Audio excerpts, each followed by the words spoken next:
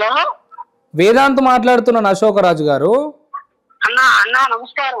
నమస్కారం అన్న. ఇప్పుడు నేను బాగున్నారా మీరు?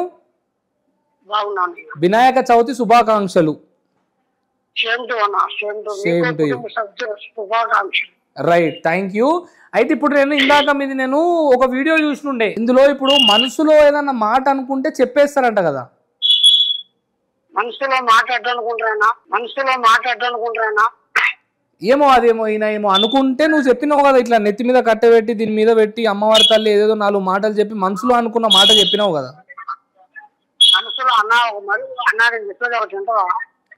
నేను అడుగుతున్న దానికి స్ట్రేట్ గా ఆన్సర్ ఇవ్వండి అశోకరాజు గారు. ఇప్పుడు నేను మనసులో ఒక మాట అనుకున్నా.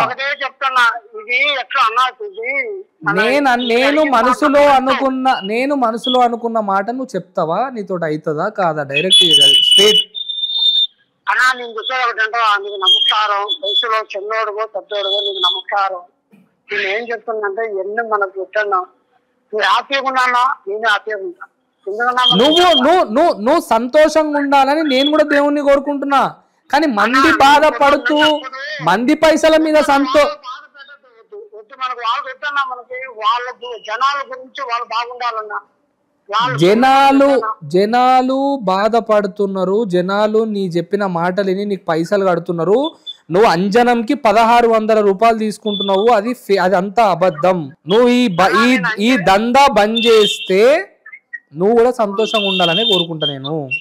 నువ్వు ప్రజలను బాధ పెడతా, ప్రజలను మోసం చేస్తా, పైసలు తీసుకోనంటే నేను ఒప్పుకోను.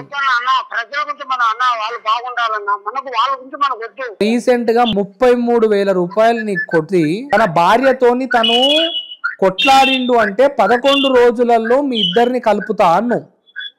11 రోజులలో అమ్మాయి సంసారానికి వచ్చేస్తుంది నీ దగ్గరికి అని చెప్పినావు.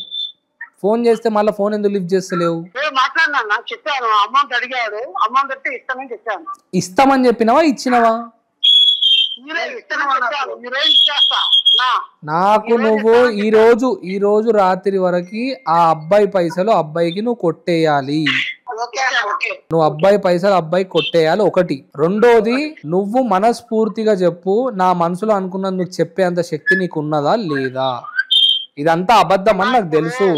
నువ్వు ఇంకా ఏమన్నా ఆటలు ఆడాలి, నేను ఇప్పటికీ ఇంకా